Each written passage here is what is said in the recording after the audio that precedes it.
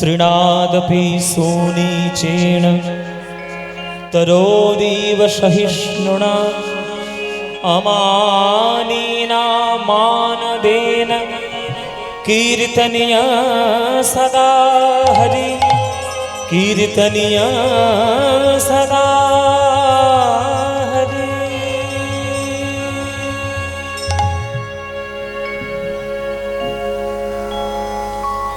जय निताई। उपस्थित सकल कृष्ण अनुरागी गौर भक्तबृंदेर चरणे आमार कोटि कोटि दंडवत प्रणाम। आमार सकल गुरुवर्गेर चरणे आमार शत सहस्र कोटि दंडवत प्रणाम। आजकेर आपनारा दूर दूर थेके सकल भक्तबृंदगण एकत्रित समवेत हयेछेन प्राण गौर गोविंदेर लीलामृत माधुरी पान करबेन बोले। बांगलार कीर्तन संगीत बांगलार गर्व, बांगलार मानुषेर आत्मिक रसद, आत्मार रसद हरिनामेर मध्य जतटाके आमरा पूर्णभावे पाई अन्य कोनो गानेर मध्य एई रसद आपनारा कखनो पाबेन ना। এই হরিনাম সংকীর্তন আস্বাদনের জন্য আজকে আপনাদের আশা। যে শ্লোকটা দিয়ে আমরা শুরু করলাম কীর্তন, সেটি মহাপ্রভুর দ্বারা মহাপ্রভুর মুখের নিঃসৃত বাণী অমৃত স্বরূপ ভক্তদের কাছে আছে। মহাপ্রভুর বচন মহাপ্রভুর বাণী সেটি আমাদের প্রত্যেককে মেনে চলা উচিত। যে উপায়ে নাম লইলে প্রেমের উদয় হয় তাহার লক্ষণ শ্লোক শুনো স্বরূপ রাম রায়। মহাপ্রভুর প্রাণের দুজন বন্ধু ছিলেন, একজন স্বরূপ দামোদর, একজন হচ্ছে রামানন্দ রায়। স্বরূপ দামোদর অত্যন্ত গুণী ব্যক্তি, গুণী মানুষ। বলে শাস্ত্রে বৃহস্পতি সম সঙ্গীতে গন্ধর্ব সম। সঙ্গীতে গন্ধর্ব সম শাস্ত্রে বৃহস্পতি, স্বরূপ দামোদর সম নাহি মহামতি। মহাপ্রভুর বচন। সেই স্বরূপ দামোদর আর রামানন্দ রায়ের কাছে মহাপ্রভু বলছেন যে কোন উপায় অবলম্বন করলে আমাদের হৃদয়ের মধ্যে প্রেম হবে সেইটি তোমাদেরকে বলে যাই। চারটে নিয়ম পালন করে কীর্তন গাইতে হয় আর কীর্তন শুনতে হয়। নিয়ম মানে কি? নিয়মের কথা বললেই ভক্তদের মনে পড়ে ওই নিয়মের কথা শুরু করেছে, এবার নানান রকম নিয়ম বলবে। একাদশী করো, গলায় তুলসীর মালা দাও, মাথায় শিখা রাখো, ধুতি পরো, মালা ধরো, এই সব নিয়ম না। এই সব নিয়মের কথা মহাপ্রভু কখনো বলে যান। মহাপ্রভু বাহ্যিক আচার আচরণে বিশ্বাস করতেন না, মহাপ্রভু ভেতরের আচার আচরণটা বিশ্বাস করতেন। আপনার জমিটার গোড়া যদি ভালো না হয় আপনার কোনো গাছই ফলবে না। আপনার গোড়াটিকে ভালো করুন আগে। গোড়াটা না ভালো করলে আপনার গাছে ফুলও হবে না, ফলও হবে না। একটি চারা গাছকে বাঁচানোর দুটো উপায়, তার চারিদিকে বেড়াটাও দিতে হবে, তার গোড়াতে সার জলটাও দিতে হবে। বেড়াটা দিলে কি হয়? ছাগল গরুতে এসে ওই চারা গাছটিকে মুড়িয়ে খাবে না। আর সার জল যদি না দাও তাহলে গাছটা পুষ্টি পাবে না, তোমার ফল ফুলও হবে না। তাই বেড়া দেওয়া আর গোড়ায় সার দেওয়া দুটোই প্রয়োজন। তুমি যদি তিলক করতে পারো খুবই ভালো ব্যাপার, যদি গলায় একটা তুলসীর মালা রাখতে পারো খুবই ভালো ব্যাপার, যদি ধুতি পরে বাঙালি আনাকে যদি বজায় রাখতে পারো সে তো আরো ভালো ব্যাপার। কিন্তু ওইটাই যে মূল এটা কিন্তু মহাপ্রভু বললেন না। তুমি যে একটা প্যান্ট শার্ট পরেও যে ভগবানের নাম গাইতে পারবে না এমন কোনো শাস্ত্রে কোথাও লেখা নেই। তুমি করো, কিন্তু হৃদয়টা যেন তোমার ভক্তিতে পরিপূর্ণ থাকে। সেই হৃদয়টিকে তৈরি করার জন্য, হৃদয়ে কল্পবৃক্ষে ভক্তি কল্পবৃক্ষটাকে বসানোর জন্য মহাপ্রভু চারটি নিয়ম বলেছেন। প্রথম নিয়ম তৃণাদপি সুনীচেন। তৃণ, তৃণ মানে কি? ঘাস। ঘাসের থেকে নিচু হতে হবে। একটা ঘাস মাঠে যখন হয়ে থাকে তখন অনেকেই তার গায়ের উপর পা দিয়ে চলে যায়, পাড়িয়ে চলে যায়, মাড়িয়ে চলে যায়। কিন্তু ঘাসটা কি কখনো সেই মানুষটার সঙ্গে ঝগড়া প্রতিবাদ করে না মারামারি করে? করে না কখনো? করে কি মায়েরা? ঘাসটা শুধু উঠে দাঁড়িয়ে যায়, মনে মনে একটা প্রতিবাদ করে যে আমার গায়ের উপর পা দিয়ে যে তুমি চলে গেলে এই কাজটা তোমার ভালো হলো না, এটা প্রতিবাদটা করে। হ্যাঁ, প্রতিবাদটা করে। তো এই যে ঘাস নিচু হয়ে যাচ্ছে এই ঘাসের থেকে তোমাকে আরো নিচু হতে হবে। যদি পারো তবেই তুমি বৈষ্ণব জগতে প্রেম লাভ করার অধিকারী তুমি হলে। হরিদাস ঠাকুরকে যখন 22টা বাজারে বেত্রাঘাত করা হয়েছিল, তখন হরিদাস ঠাকুর কি বলেছিল যে আমাকে যারা মারছে প্রভু তুমি তাদেরকে শাস্তি দাও? বলেনি। তাহলে হরিদাস ঠাকুর কিন্তু প্রতিবাদ করেনি যে আমাকে কেন মারা হলো 22টা বাজারের বেত্রাঘাত করে, কেন আমাকে আঘাত করা হলো।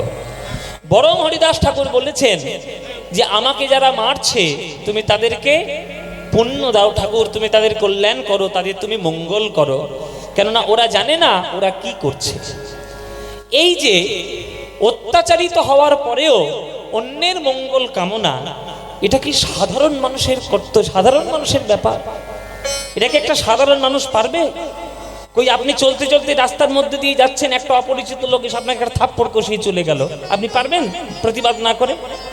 আপনিও দিয়ে গেলেন এক থাপ্পড় মারলেন, কেন কি আমায় মারলি? কিন্তু অত্যাচারিত হওয়ার পরেও হরিদাস ঠাকুর বলছেন যে আমাকে যারা মারছে তুমি তাদের কল্যাণ করো। কত বড় মানসিক উন্নতি থাকলে তবে এই কথাটি বলা যায়। এইটাই হচ্ছে তৃণাদপি সুনিচে, এটাই ঘাসের থেকে নিচু হওয়া। এই নিচু হওয়ার প্রবণতা যদি তোমার মধ্যে না থাকে, তুমি আর যাই করো আর যাই পাও, বৈষ্ণব জগতে প্রেম তুমি কখনো পাবে না। ওই জন্য বৈষ্ণব অনেক হয়েছে, ভক্ত অনেক হয়েছে, কিন্তু নামাচার্য হরিদাস একজনই হয়েছে, আজ পর্যন্ত কেউ হতে পারেনি। এই হচ্ছে তৃণাদপি শুনেছে। তারপরে 2 নম্বর নিয়ম, তরোরিব সহিষ্ণু না, গাছের মতো সহ্য করো। গাছ যেমন অতিরিক্ত গরম পড়লেও কাউকে জল 1 গ্লাস চেয়ে খেয়ে নেয় না, 1 গ্লাস জল পান করে না গাছ। চৈতন্য চরিতামৃতে বলা যে বৃক্ষ যেমন কাটিলেও কিছু না বলয়, শুকাইয়া মরিলেও কাউরে পানি না মাগয়, যেই যে মাগয় তারে দেয় আপন ধন, ঘর্ম বৃষ্টি সহে আনের করয় রক্ষণ। চৈতন্য চরিতামৃতে লেখা যে একটা গাছকে কেটে দিলে গাছ কিছু বলবে না, গাছ যদি শুকিয়ে মরে যায় কারোর কাছে 1 ফোঁটা জল চাইবে না। অথচ সেই গাছের তলায় যারা আসে সাধারণ মানব জাতি, গাছ তাদের কি করে? ফলও দেয়, ফুলও দেয়, ছাওয়াও দেয়, সমস্ত কিছু দিয়ে তার নিজের যতটুকু সম্বল আছে উজাড় করে দেয়। এইটাই হলো সহ্য ক্ষমতা, এটাই হচ্ছে তরোরি বা সহিষ্ণু না। এটা যদি করতে পারো তবেই তোমাদের প্রেম হবে। 2 নম্বর নিয়ম। 3 নম্বর নিয়ম, অমানি না, নিজের বেশি মান সম্মান বোধ করো না। কীর্তন জগতে এসে, বৈষ্ণব জগতে এসে আমি কত বড় শিক্ষিত, আমি কত বড় গায়ক, আমি কত বড় নাচিয়ে, আমি এমএলএ না মন্ত্রী না এমপি না ব্যবসাদার না কোটি টাকার মালিক, এই সব মনে করলে বৈষ্ণব জগতে থাকা হবে না। কেননা তোমার থেকে হাজার হাজার গুণের বড় লোক, হাজার হাজার গুণের শিক্ষিত, হাজার হাজার গুণের বিশিষ্ট মানুষ তারা এসেছে বৈষ্ণব জগতে, তারা ধুলোয় গড়াগড়ি দিয়ে হরি হরি বলে নয়ন ধারায় বুক ভাসিয়ে তারা পাগল হয়েছে। তাই তাদের সঙ্গে নিজের তুলনা করতে যেও না কলিযুগে। 3 নম্বর, অমানি না, মান সম্মান বোধ রেখো না। আর 4 নম্বর নিয়ম, মান দেন, অপরকে সম্মান করতে শেখো, যেটা এখনকার দিনে মানুষের মধ্যে চরম অভাব। আপনি টিভি খুলে দেখুন, সংবাদ মাধ্যমগুলো দেখবেন, একে অপরের যে কাদা ছেটাছেটি, যে অসম্মান, যে বড়রা করে বেড়াচ্ছে, বাচ্চাগুলো কি শিখবে? আপনার তার থেকে মত আলাদা হতেই পারে, একজনের মত আর একজনের সঙ্গে মিলবে এটা হতে পারে না, দুটো মত আলাদা হতে পারে, আপনার মতাদর্শ আলাদা হতেই পারে, কিন্তু আপনি যে ভাষায় একে অপরকে সম্মান করছেন, যে কদর্য ভাষায় তাদেরকে অসম্মান করে বেড়াচ্ছেন, এটা আপনার শোভা পায় না, কোনো মানুষের পক্ষে শোভা পায় না। জেনে রাখুন, একটা 5 বছরের বাচ্চার কাছ থেকে যদি কিছু শিখে নেন, তাকেও গুরু বলে মানার চেষ্টা করুন।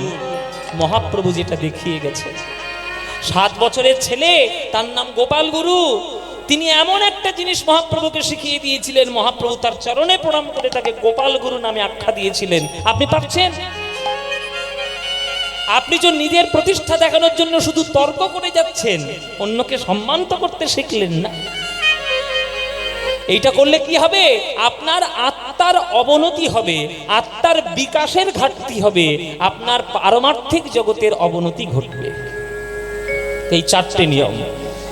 ঘাসের থেকে নিচু হও, গাছের মতো সহ্য করো, মান সম্মান পরিত্যাগ করে অপরকে সম্মান প্রদান করো।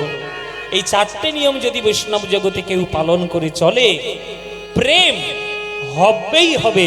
এটা মহাপ্রভুর বাণী, মহাপ্রভুর বাণী, প্রেম তার হবেই হবে। তাই বাবা, তাই মায়েরা কীর্তন যখন শুনতে আসেন, এই যে গতকাল পলাশদা গান করেছে, তার আগের দিন কৃষ্ণপাল গান করেছে, আজকের আমি গান করতে এসেছি, আবার আগামীকাল কেউ একজন আসবে। যখন কীর্তনের আসরে আসবেন, রাজহাঁস হয়ে আসবেন, রাজহাঁস, রাজহংস হয়ে আসবেন। রাজহংস যেমন জলে দুধে মিশিয়ে দিলে শুধু দুধটাই টেনে নেয়, জলটা পড়ে থাকে। যখন কীর্তন শুনতে আসবেন, সার বস্তুগুলো মনের মধ্যে নিংড়ে তুলে নিয়ে অসার বস্তুগুলো বাইরে ফেলে দেবেন, তাহলেই কীর্তন শোনাটা সার্থক হবে। কেননা একটা কীর্তনিয়ার মধ্যে সবচেয়ে গুণ থাকবে তা নয়। যেটা আপনার ভালো লাগছে আপনি সেটা গ্রহণ করুন, যেটা আপনার ভালো লাগছে না সেটা ত্যাগ করুন। কিন্তু এই 3 ঘন্টা যতক্ষণ কীর্তনের আসরে বসবেন, মন প্রাণ যেন গৌর চরণেই নিবদ্ধ থাকে, এই মানসিকতা নিয়েই কীর্তনটা শুনতে আসবে। মাথাটা নিচু করতে হয়। বড় যদি হতে চাও, ছোট হও আগে। আগে আম গাছের ডালে দেখবেন, আম গাছের ডালে যে আম গাছের ডালটাতে বেশি আম ধরে, সেটা কোনোদিন ডালটা আকাশের দিকে উপরে উঠে যায় না। সেই ডালটা সবসময় কি হয়ে থাকে মায়েরা? নিচুর দিকেই থাকে। তাই দেখবেন যারা অত্যন্ত জ্ঞানী মানুষ, যারা প্রকৃত শিক্ষিত, তারা বেশি তর্ক করে না, তারা চুপচাপ থাকে। কেননা তাদের মধ্যে ভেতরে তো গুণ অনেক বেশি। আর যাদের মধ্যে কিচ্ছু নাই, ফাঁপা জায়গা, শুধু হড়ম ভড়ম করে হম্বিতম্বি করে বেড়ায়, দেখবেন তাদের নানান ধরনের শুধু কথা, আসল কথা কিছু নাই। ওই জন্যে রাজহাঁস হওয়ার চেষ্টা করুন, আর মাথা নিচু করে চলার চেষ্টা করুন।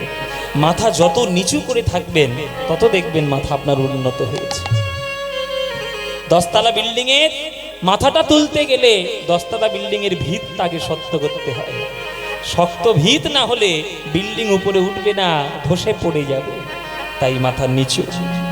আমার মাথা নত করে দাও হে তোমার চরণ ধুলার তলে।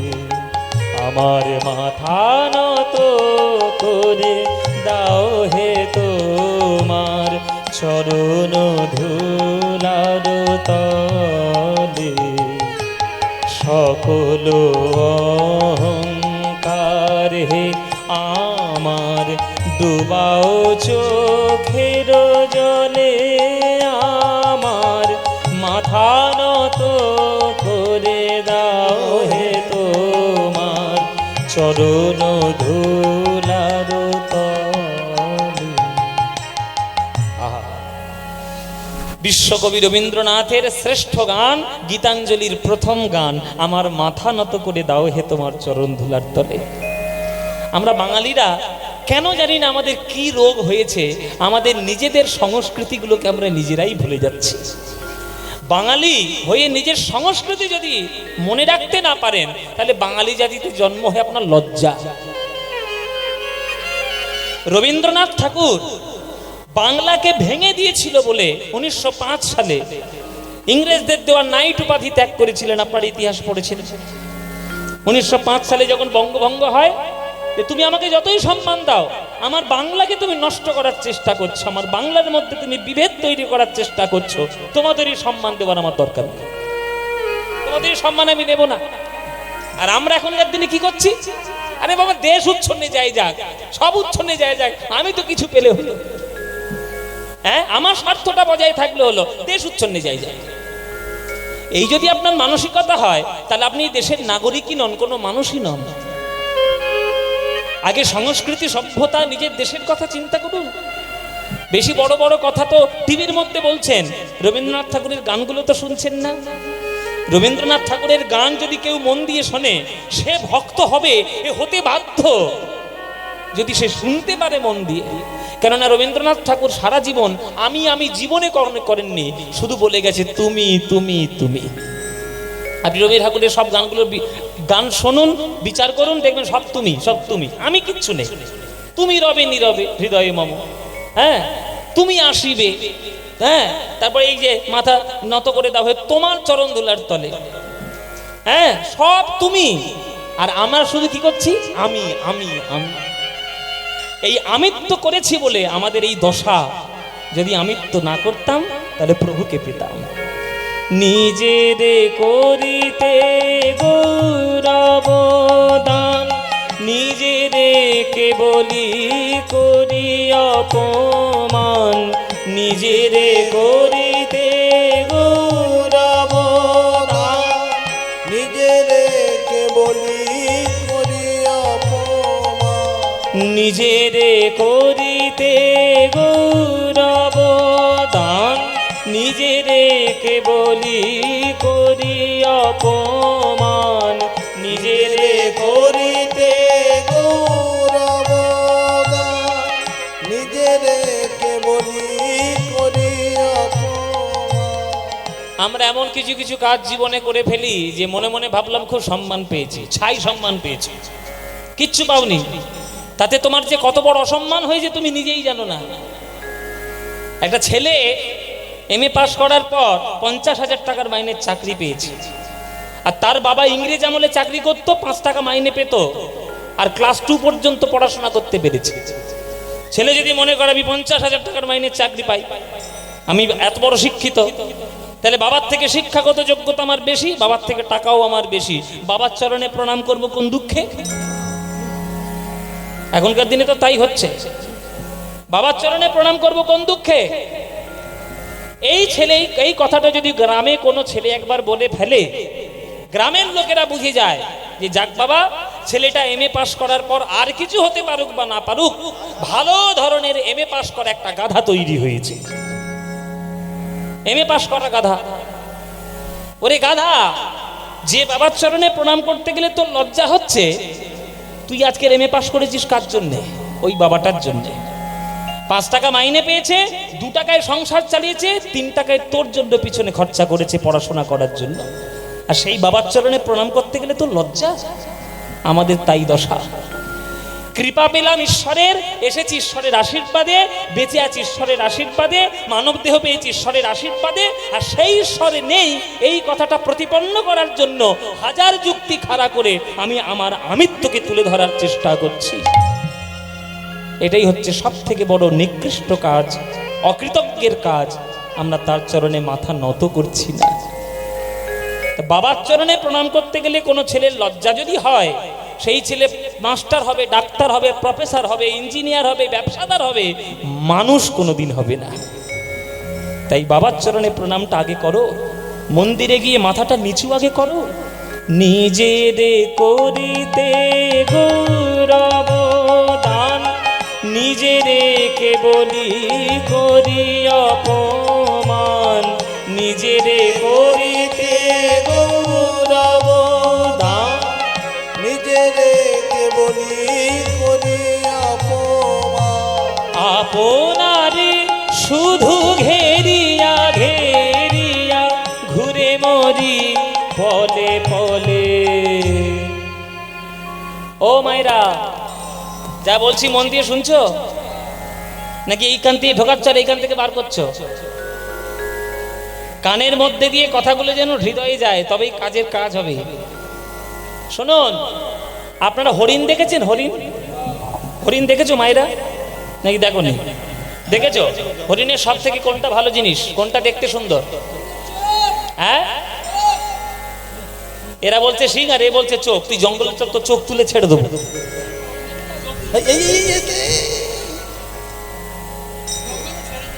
হরিণের চোখ।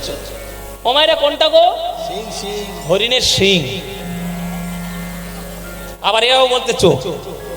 সঙ্গদোষ হলে যা হয় আর কি, সঙ্গদোষ। তাহলে হরিণের মাথার সব থেকে সুন্দর সিং। দেখবে ছবি যখন তুলবে হরিণের চোখকে কেউ দেখে না, হরিণের সিংটা আছে কিনা সবাই দেখে। কিন্তু শুনে রাখো, যে সিংটা তার সৌন্দর্যের কারণ, সেই সিংটাই হলো তার মরণের কারণ। হরি বল বাবা। কেননা বাঘ যখন তাড়া করে কোনো কিছুতেই আটকায় না, ওই শিংটা থেকে আটকে যায়, লতা পাতায় জড়িয়ে যায়, আর জড়িয়ে গেলেই বাঘ এসে হালুম করে গলার তাহলে যে শিংটা তার সৌন্দর্যের কারণ, সেটাই হলো তার মরণের কারণ। তাই আত্মসম্মান থাকা ভালো, আত্মগৌরব থাকা ভালো, আত্মমর্যাদা থাকা ভালো, কিন্তু আত্মবিশ্বাস থাকা ভালো, কিন্তু আত্ম অহংকার থাকা ভালো নয়। আত্ম অহংকার যে তুমি করবে, তুমি যত বড়ই হোক না কেন, মরতে তোমার হবেই বাবা। আপনারে শুধু ঘেরিয়া ঘেরিয়া ঘুরে মরি পলে পলে, আমার মাথা নত করে দাও হে তোমার চরণ ধুলার তলে। সকল অহংকার হে আমার ডুবাও চোখের জলে, আমার মাথা নত করে দাও হে তোমার চরণ ধুলার তলে। বলছে আমারে যেন না করি প্রচার আমার আপন কাজে, তোমার ইচ্ছা করো হে পূর্ণ আমার জীবন মাঝে। কত বড় কথা বলে দিয়েছে বলুন তো। আমারে না যেন করি প্রচার আমার আপন কাজে, তোমার ইচ্ছা করো হে পূর্ণ আমার জীবন মাঝে। এই আজকে আপনাদের মিরসা গ্রামে গান করছি, এই আপনাদের মিরসা গ্রামে এলেই বড় সমস্যা হচ্ছে মায়েরা, খুব সমস্যা হচ্ছে। হ্যাঁ, আগের বারে গান করতে এসেছিলাম, একটা পিছনে তাড়া ছিল, এবছরও গান করতে এসেছি পিছনে তাড়া। আগের বছর গান করতে এসেছিলাম আমেরিকায় যাব বলে তাড়া ছিল, এবছর গান করতে এসেছি লন্ডন যাব বলে তাড়া। হ্যাঁ, আগের বছরে আমেরিকায় যাওয়ার জন্য ভিসার জন্য কাজ ছিল, এখন কালকে গিয়ে আবার লন্ডন যাওয়ার ভিসা করার জন্য নানান কাজ করতে হবে। তবে একটা ভালো যে মিরসা গ্রামে একবার করে এলে অন্তত আমার একবার করে বিদেশ যাত্রা হয়ে যাচ্ছে। হ্যাঁ, এটাও একটা দিক দিয়ে ভালো। এই মিরসা গ্রামে আসছি বলে একবার করে বিদেশ যাওয়া হয়ে যাচ্ছে। যাই হোক, আমি রসিকতার কথাই বলছি আর কি। এই আজকে এখানে গান করব, করে আমার কাজ রয়েছে নানান রকম। লন্ডন যাব, লন্ডন আর 16 দিন পরে যাব লন্ডন। লন্ডনে একটা অনুষ্ঠান রয়েছে, লন্ডনে একটা সনাতন অ্যাসোসিয়েশন বলে একটা অ্যাসোসিয়েশন রয়েছে। তো ওদের 40 বছরের পুরনো একটা বাঙালি অ্যাসোসিয়েশন আর কি, 40 বছর। তো ওদের এই বছর থেকে ইচ্ছা হয়েছে আমরা বাংলার সংস্কৃতিকে, তার মধ্যে কীর্তন একটা অনন্য সম্পদ, আমরা কীর্তন করাবো। তো তারা কীর্তন করাবে বলে আমাকে আমন্ত্রণ জানিয়েছে, তো সেই কাজে আবার যেতে হবে। তো এই যে আমি আপনাদের আজকের এখানেও যেমন কীর্তন করছি, লন্ডনেও কীর্তন করব। তাহলে আমার মতো ছেলে তো অনেক গান গায়, কিন্তু সবার কি কীর্তন করার সৌভাগ্য হয়? হচ্ছে সবার সৌভাগ্য হবে না। এইটা ভগবান আমাকে কপালে লিখে দিয়ে জগতে পাঠিয়েছে, যা বাবা পদ্মপলাশ, তোর কীর্তনই গাইতে হবে, কীর্তনই গাইবি, কীর্তন শোনাবি, ভক্তদের শোনাবি, তাদের আশীর্বাদ মাথায় নিবি। আর আমি দিব্যি করে বলছি বাবা, এই আপনাদের আসরে স্বয়ং রাধা গোবিন্দের সামনে এই কীর্তন করে আপনাদের মতো অনুরাগী ভক্তবৃন্দের সামনে গান গেয়ে যে আনন্দটা আমি পাই, এই আনন্দ পৃথিবীর কোটি টাকার সম্পত্তি দিয়েও কখনো পাবো না। এই আনন্দ পাওয়া যাবে, এটাও আমার একটা অর্থ উপার্জনের একটা রাস্তা, ঠিক কথা, এটাও আমার একটা ব্যবসা, ঠিক কথা। কিন্তু ব্যবসার উপরেও একটা কাজ আছে, সেটা হচ্ছে ভক্তদের সঙ্গে কীর্তনের আদান প্রদান। এর উপরে, কেননা আমার একটা পেশাও বটে, আমার একটা নেশাও বটে। কেননা আমি অনেক চেষ্টা করে দেখেছি বাবা যে অন্যান্য কাজ করে তার মধ্যে যাওয়া যায় কিনা, কিন্তু পারিনি। কারণ ভগবান আমাকে লিখেই দিয়েছে তোমাকে কীর্তন করতে হবে। তাহলে আমার কাজটি আমার কাজ বলে অহংকার না করে, আমার কাজটি ঈশ্বরের কৃপায় পেয়েছি বলে মনে করে তার চরণের সেবায় সেই কাজটিকে লাগিয়ে দিতে হবে। আমারে না যেন করি প্রচার আমারও আপন কাজে, তোমার ইচ্ছা করো হে পূর্ণ আমার জীবন মাঝে।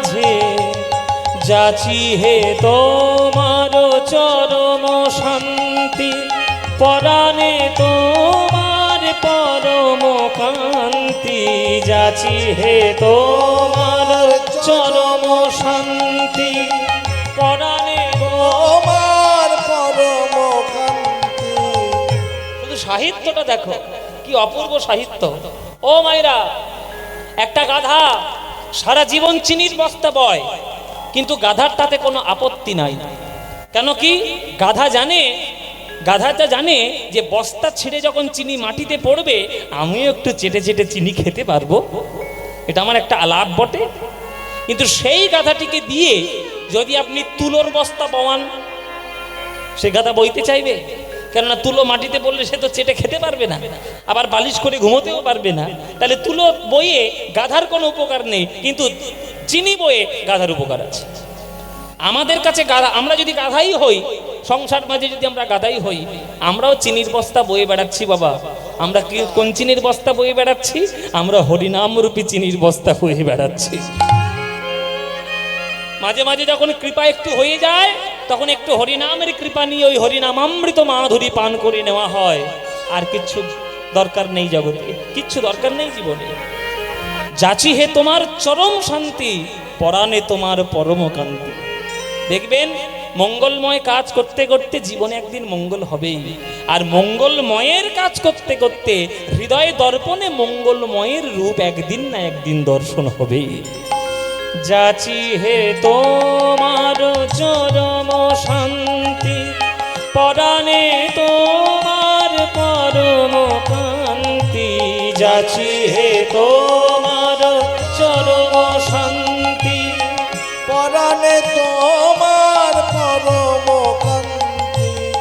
আমারে আড়াল করিয়া দাঁড়াও হৃদয় পদ্ম দলে, আমার মাথা নত করে দাও হে তোমার চরণ ধুলার তলে। সকল অহংকার হে আমার ডুবাও চোখের জলে, আমার মাথা নত করে দাও হে তোমার চরণ ধুলার তলে। চরণ ধুলার তলে, চরণ ধুলার তলে।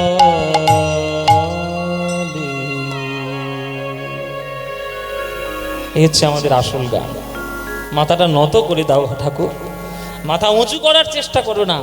শ্রীমদ্ ভাগবত বলছে, নাই সাং মতিস্তবদরুক্রমাং স্পৃশ্যতন্য পগম যদর্থ মহিয়সাং পাদরজহোভিষেকং নিষ্কিঞ্চনানং নঃ বৃণীত যাবত। শ্রীমদ্ ভাগবতের শ্লোক, যার বাংলায় মানে করেছে নরোত্তম দাস ঠাকুর। ভক্ত পদধূলি, ভক্ত পদ জল, ভক্ত ভুক্ত শেষ তিন মহাবল। বৈষ্ণবের পদধূলি তাহে মোর স্নান কেলি, বৈষ্ণবের নামেতে উল্লাস তর্পণ মোর বৈষ্ণবের নাম। বিচার করয়ে মনে ভক্তিরস আস্বাদনে, মধ্যস্থ শ্রী ভাগবত পুরাণ। নরোত্তম দাস ঠাকুরের ব্যাখ্যা, যে ভক্তের চরণ ধুলিতে তুমি স্নান করতে না পারলে হৃদয়ের মধ্যে তোমার প্রেম কখনো উদয় হবে না।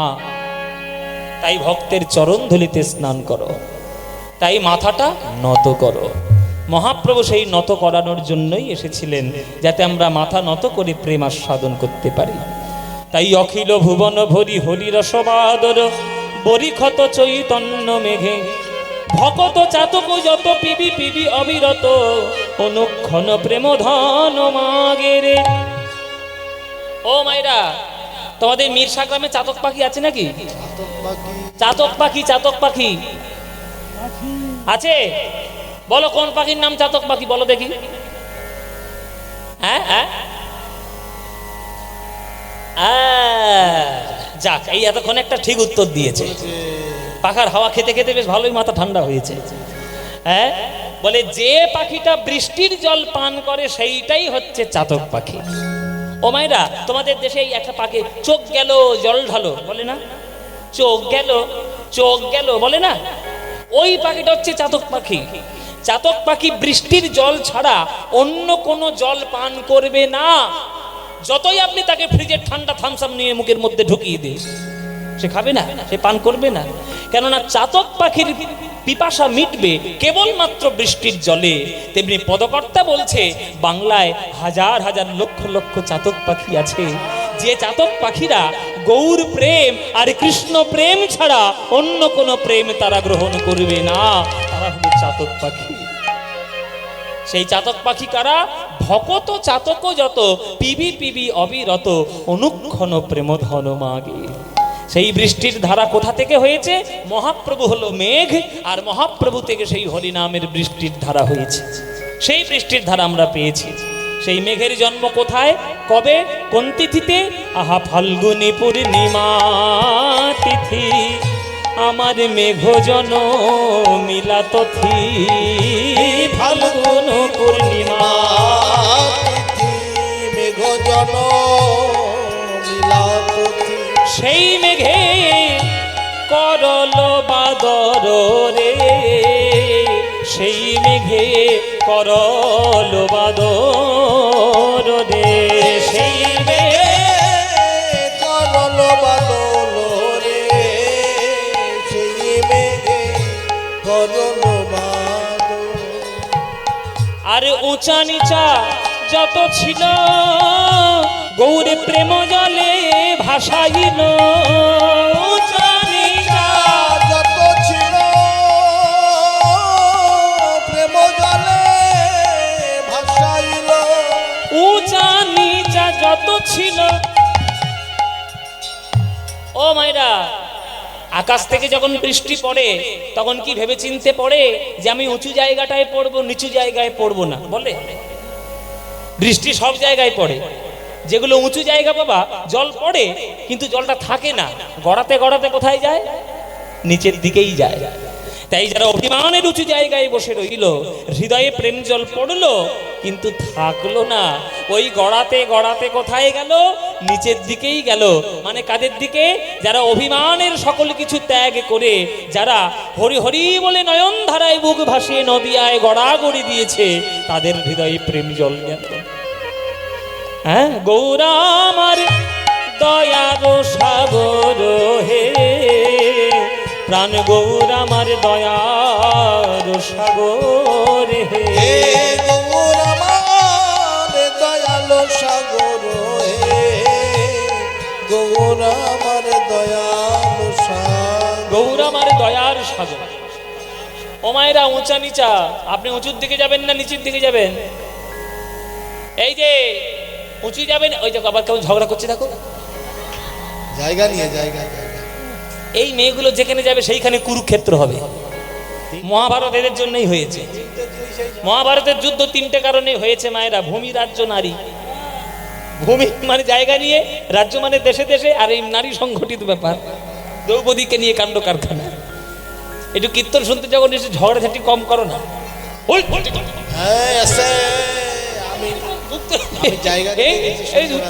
ঝগড়া করে বেড়াচ্ছে। শোনো শোনো, তোমরা উঁচুর দিকে যাবে না নিচুর দিকে যাবে আগে বলো? হ্যাঁ, যাক, এতক্ষণে মতি ফিরেছে। হ্যাঁ, বলেছি চোখ তুলে দেবো, সেই জন্য মতি ফিরেছে। মরে যাবে। নিচের দিকে যা। বাংলায় দুটো বৈষ্ণব ছিল, রূপ গোস্বামী আর সনাতন গোস্বামী। তারা কত উঁচুতে ছিল? তাদের মতো উঁচুতে উঠতে পারবেন নাকি? বাংলায় তখনকার দিনে রূপ গোস্বামীর থেকে বড় পণ্ডিত আর সনাতন গোস্বামীর থেকে বড় পণ্ডিত ছিল না। রূপ গোস্বামী ছিল বাংলার অর্থমন্ত্রী, আর সনাতন গোস্বামী ছিল বাংলার প্রধানমন্ত্রী। বাংলা মানে শুধু পশ্চিমবঙ্গ ভাববেন না, তখনকার বাংলা মানে পশ্চিমবঙ্গ, পূর্ববঙ্গ, হ্যাঁ, ওই আসাম টাসাম গোটা নিয়ে তবে বাংলা, সমস্ত বাংলার মধ্যে পড়তো। তো এই পুরো বাংলার প্রধানমন্ত্রী যিনি ছিলেন তার নাম হচ্ছে সনাতন গোস্বামী। কিন্তু তিনি ওই রাজার নবাবের দাস হয়ে তিনি সেবা করতেন, জগতের মন্ত্রিত্ব করতেন। কিন্তু মন্ত্রিত্ব করতেন, মহাপ্রভু বললেন যে কেন মন্ত্রিত্ব করবে, এত বড় পণ্ডিত? তাদেরকে উদ্ধার করলেন। উদ্ধার যখন করলেন, সেই রূপ সনাতন গোস্বামী গৌর চরণ ছাড়া, কৃষ্ণ চরণ ছাড়া, হরিনাম ছাড়া আর কখনোই তারা কিছু মনের মধ্যে আনেই। তারা হরি হরি বলে নয়ন ধারায় বুক ভাসিয়েছে, তাই কত উঁচু জায়গা নিচু জায়গা হয়ে গেছে। হ্যাঁ, জীবের করিয়া যন্ত্র প্রভু আমার হরি নাম মহামন্ত্র। জীবের করিয়া যন্ত্র হরি নাম মহামন্ত্র। ও জীবের করিয়া যন্ত্র প্রভু হরি নাম মহামন্ত্র। সব ঘরে দেখো প্রেমের অঞ্জলি রে, সব ঘরে প্রেমের অঞ্জলি। আজ ঘরে ঘরে প্রেমের অঞ্জলি রে, ঘরে ঘরে প্রেমের অঞ্জলি। বলে অধম দুর্গত যত তারা হইল মহাভাগবত। গত যত হইল ভাগবত। আমি বিশ্বাস করি পশ্চিমবঙ্গের দুটো জেলা আছে যাদের থেকে চাষ ভালো কেউ জানে না। একটা হচ্ছে হুগলি জেলার, একটা হচ্ছে বর্ধমান জেলা। বর্ধমান আর হুগলি এদের থেকে ভালো চাষ কেউ করতে পারে না। আপনারা চাষি মানুষ, আপনারা জানেন চাষের পদ্ধতি। আগেকার দিনে জমি খালে খালে জল ভরে গেলে একটা কায়দা করে জমিতে জল পাঠানো হতো। ওই একটা ডোঙা মতো তৈরি করে, ডোঙার একটা দিক থাকবে খালের দিক আর একটা দিক থাকবে জমির দিক, এরকম করে উঁচু করে জল সেচ করা হতো। হতো কি হতো না? কি বা বরং হতো কি? এরকমই হতো। এখনকার দিনে জল মেশিন উঠেছে, ভটভট করে চালিয়ে দিলেই জমিতে জমিতে জল। যে কোনো কায়দায় যে কোনো যন্ত্রের মাধ্যমে খালের জল জমিতে দিতে হয়। তাহলে মহাপ্রভু যদি সমুদ্র হয়, তাহলে সেই সমুদ্রের জল আমাদের হৃদয় জমিতে আসবে কি করে? যন্ত্রের দরকার। বড় বড় যন্ত্র, বড় বড় যন্ত্র কে? বলে ওই তো রূপ গোস্বামী, সনাতন গোস্বামী, হরিদাস ঠাকুর, গদাধর ঠাকুর, অদ্বৈত আচার্য, গোবিন্দ দাস, শ্রীনিবাস আচার্য, নরোত্তম ঠাকুর ও রামচন্দ্র কবিরাজ, এরাই তো বড় বড় যন্ত্র। এরা এসেছিল বলে মহাপ্রভুর প্রেমধারা আমাদের ক্ষুদ্র জমিতে এসেছে। তাই জীবের করিয়া যন্ত্র প্রভু হরি নাম মহামন্ত্র। জীবের করিয়া যন্ত্র হরি নাম মহামন্ত্র। হরি নাম মহামন্ত্র। বলছে অধম দুর্গত যত তারা হইল মহাভাগবত। অধম দুর্গত যত হইল ভাগবত। বাড়িল গৌরাঙ্গ ঠাকুরালি রে, বাড়িল গৌরাঙ্গ ঠাকুরালি। বাড়িল গৌরাঙ্গ ঠাকুরানী রে, বাড়িল গৌরাঙ্গ ঠাকুরানী। বাড়িল গৌরাঙ্গ ঠাকুরালি। বলে অধমরা বড় বড় বৈষ্ণব হয়েছে, তার প্রমাণ কোথায়? বলে প্রমাণ একবারে চোখের সামনে। বলে কে? জগাই মাধাই পাপী ছিল, তারাও প্রেমে উদ্ধারিল। জগাই মাধাই পাপী ছিল, তারা প্রেমে উদ্ধার। এই যে বাবারা, মায়েদেরকে অনেকক্ষণ ধরেছি, এবার বাবাদের ধরবো। বাবারা বন্ধু বান্ধবের পাল্লায় পড়ে আপনারা একটু মাঝে মাঝে জল টল টান টান করেন মাঝে মাঝে, কি ঠিক কি না? কিছু মনে করবেন না, আমি বাস্তব কথা বলছি। বন্ধু বান্ধবদের পাল্লায় পড়লে 10টা বন্ধু এক জায়গায় হলে মাঝে মাঝে একটু জল টল খাওয়া হয় আর কি। আমি জলের কথা বলেছি, আপনারা অন্য কিছু ভাববেন না। হোক নাকি? যাই হোক, কিন্তু আপনারা কত মদ্যপান করতে পারবেন? 1 গ্লাস, 2 গ্লাস, 1 বোতল, 2 বোতল, তারপরে আপনি খালের মধ্যে পড়বেন, জ্ঞান থাকবে না কোথায় যাচ্ছেন। আর জগাই মাধায় কত মদ খেতে জানেন? চৈতন্য ভাগবতে রেখা বলে 80 হাড়া করে মদ খায়। ব্রাহ্মণ হইয়া করে মদ্যপ মাংস ভক্ষণ, চুরি ডাকা পরগৃহ দাহ সর্বক্ষণ। চৈতন্য ভাগবতে লেখা। চুরিও করে, ডাকাতিও করে, লোকের বাড়িতে আগুন ধরায়, তারা মদ্যপান করে। 80 হাড়ি করে মদ। সেই 80 হাড়ি মদ খাওয়া মানুষদের কাছে প্রেম দিতে গেছেন নিতাই চাঁদ। আপনাদের পাশের জেলার মানুষ বীরভূমের একটা পাগলা, আমি পাগল ছাড়া কিছুই বলি না, একবার 1 নম্বরের পাগল নিতাই চাঁদ। প্রেম দিতে গেছে আর জগাই মাদে বলে প্রেম দেওয়ার জায়গা পাবো না, এই মাতালদেরকে প্রেম দিতে এসছো? ওই কলসিরে কানা পড়েছিল রাস্তার পাশে, তুলে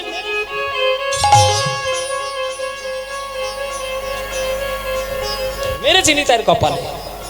কিন্তু নিত্যানন্দের যখন কপাল ফাটলো, যখন কলসির কানায় যখন রক্তপাত হলো, নিত্যানন্দ কি তাদের অভিশাপ দিয়েছিল বাবা? তাদেরকে মারধর করেছিল?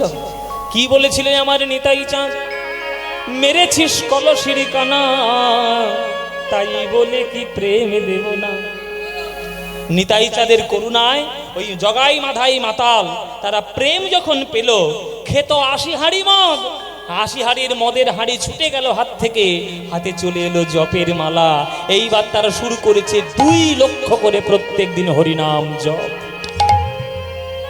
খেত 80 হাঁড়ি মদ, এখন করছে 2 লক্ষ করে হরিনাম জপ। তার চোখের সামনে উদাহরণ রয়েছে। তোমরাও যদি সেই নিতাই চাঁদের করুণা পেয়ে যাও, গৌর হরির করুণা পেয়ে যাও, আর কি পাপী থাকবে গো?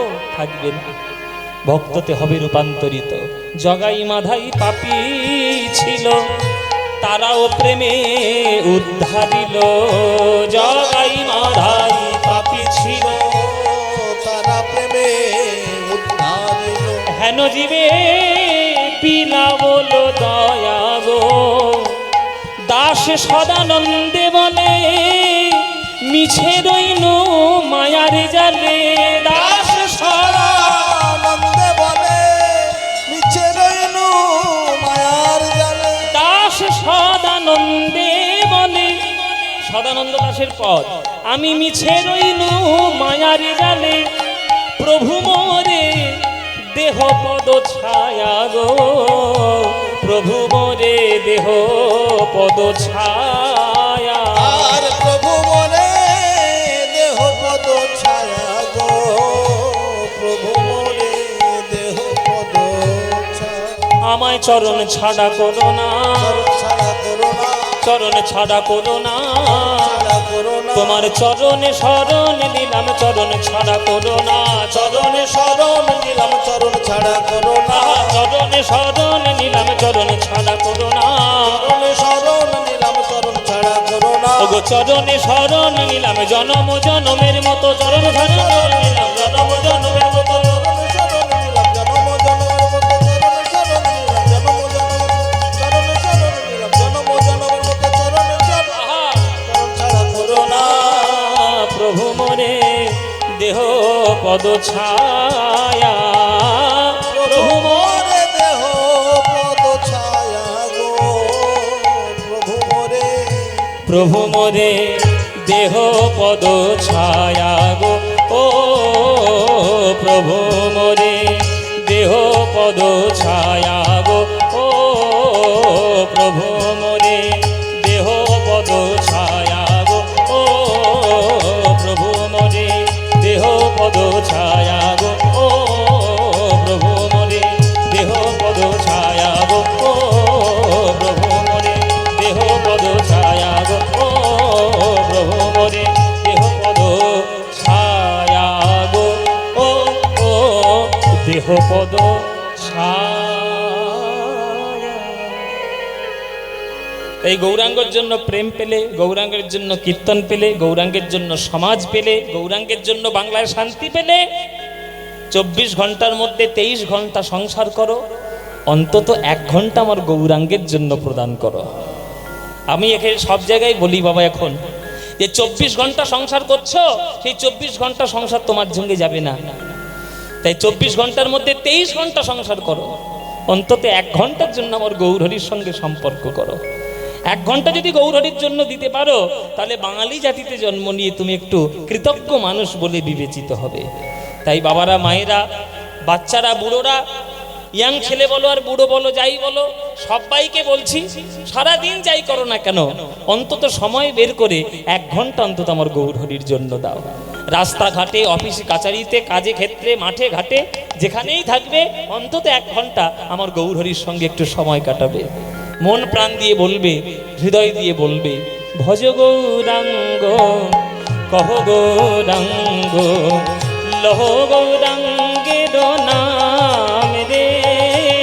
ভজ গৌরাঙ্গ, কহ গৌরাঙ্গ, লহ গৌরাঙ্গের নাম রে। জনা গৌরাঙ্গ ভজে, সে হয় আমার প্রাণ রে। যে জনা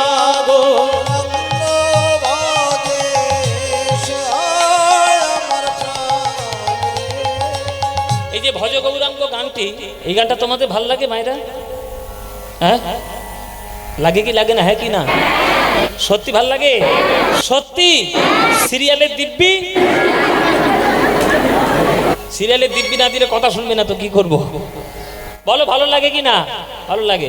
তাহলে এই যে ভজ গৌরাঙ্গ কহ গৌরাঙ্গ লহ গৌরাঙ্গের নাম দে, এ তো আমাদের বাঙালিদের মনের গান, প্রাণের গান, এ তো ভালো লাগতেই হবে। তা মায়েরা এই গানটি, ভজ গৌরাঙ্গ গানটি, এই গানটা তোমাদের যাদের যাদের ভাল লাগে না একবার উলুধ্বনি দাও দেখি জোরে জোরে।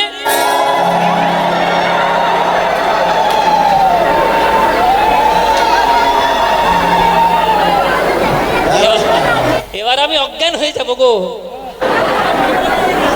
হ্যাঁ, এই 1 ঘন্টা বক বক করে এই এত কিছু বুঝিয়ে এই ফল হয়েছে, চিন্তা করো। আবার সামনে বসে বসে দিচ্ছে। আমি কি বলেছি? আমি বলেছি যাদের ভালো লাগে না তারা উলুধ্বনি দাও, উলুধ্বনি, উলুধ্বনি। জিভ ফসকে বেরিয়ে গেছে, সিরিয়াল দেখে এসেছে। জিভ ফসকে যখন বেরিয়ে গেছে এবার তারা একটু মন দিয়ে বলো, এইবার যাদের যাদের ভালো লাগে এইবার তারা উলুধ্বনিটা দাও দেখি। বাহ, ভালো লাগে। বাবাদের ভালো লাগে কি না? বাবাদের ভালো লাগে? যেসব বাবাদের ভালো লাগে হাত তুলে বলো দেখি একবার, নিতাই গৌর হরি বল। ভালো লাগে। তাহলে মায়েদেরও ভালো লাগে, বাবাদেরও ভালো লাগে, আর আমাদের তো ভালো লাগেই ভালো লাগে। তো চলো না সবাই মিলে করতালি দিয়ে এই গানটা একটু গাই। সবাই মিলে করতালি দিয়ে গাইবেন। করতালি দিয়ে বলুন, ভজ গৌরাঙ্গ কহ গৌরাঙ্গ লহ গৌরাঙ্গের নাম দে। বলুন, ভজ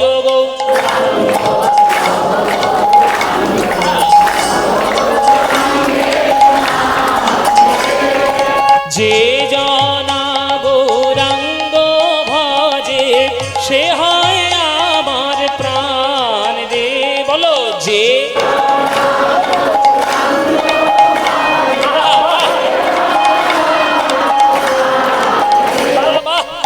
যে জনা গৌরাঙ্গ ভজে সে হয় আমার প্রাণ রে। বলো, যে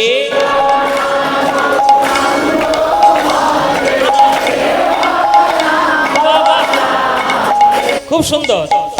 প্রভাত কালে হাবুরঙ্গ যে বলে একবার রে। প্রভাত কালে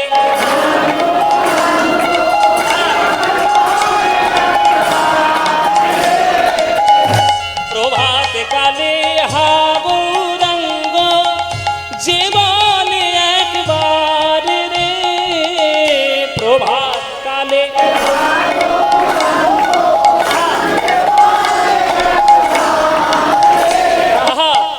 সেই জন আমার হয় আর আমি হই তার রে। সে জন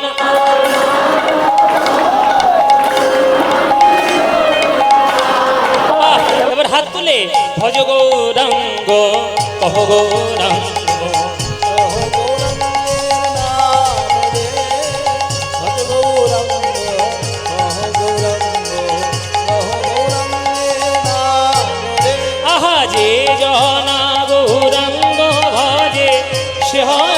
উলুধ্বনি, উলুধ্বনি।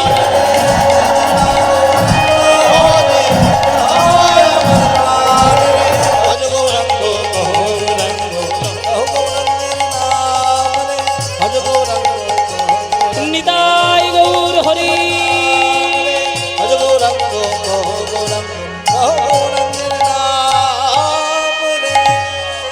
বলো আনন্দ হয়েছে কিনা? হয়নি আনন্দ?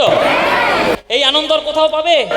এই প্রতি বছর এই আনন্দ পেতে গেলে মিরসা গ্রামে কীর্তন শুনতে আসতে হবে। আসবেন কিনা? সবাই মিলে আসবেন তো?